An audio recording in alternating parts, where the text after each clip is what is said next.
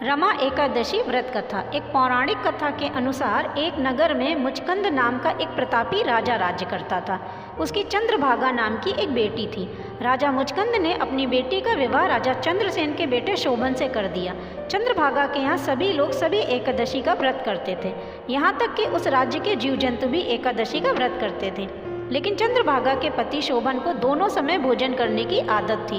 वह भूखा नहीं रह सकता था। एक बार शोभन अपनी पत्नी चंद्रभागा के साथ अपनी ससुराल आया। तभी रमा एकादशी का व्रत पड़ा। चंद्रभागा ने अपने पति शोभन से भी व्रत करने को कहा, परंतु भूखे न रह पाने के कारण शोभन ने इस व्रत को करने में अपनी असमर्थता जताई। तब चंद्रभागा ने अपने पति से कहा कि यदि तुम इस व्रत को नहीं कर सकते तो तुम्हें आज के दिन इस राज्य से बाहर जाना पड़ेगा, क्योंकि इस राज्य में कोई भी प्राणी ऐसा नहीं है जो इस व्रत का पालन ना करता हो। आखिरकार शोभन को रमा एकादशी का व्रत करना ही पड़ा, परंतु वह भूख सहन नहीं कर सका और व्रत पारण के पहले ही भूख से उसकी मृत्यु हो गई। चंद्रभागा ने खुद को सती नहीं किया, वह अपने पिता के यहाँ ही रहने लगी। उधर एकादशी व्रत के पुण्य प्रभाव से शोभन को अगले जन्म में मंदराचल पर्वत पर आलीशान राज्य प्राप्त हुआ। एक बार मुचकुंदपुर के ब्राह्मण तीर्थ यात्रा करते हुए शोभन के दिव्य नगर पहुंचे।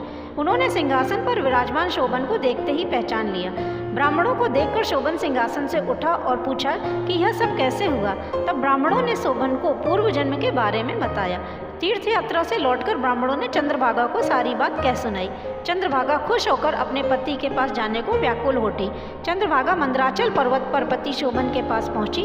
अपने सभी एकादशी व्रतों के पुण्य का फल शोभन को देते हुए उसने उसके सिंहासन और राज्य को चिरकाल के लिए स्थिर कर दिया। बस तभी से यह मान्यता है कि जो भी व्यक्ति रमा एकादशी का व्रत करता है वह ब्रह्म हत्या जैसे पापों से भी मुक्त हो जाता है और उसकी सभी मनोकामनाएं पूर्ण होती हैं। तो बोलो भगवान विष्णु की जय, माता लक्ष्मी की जय।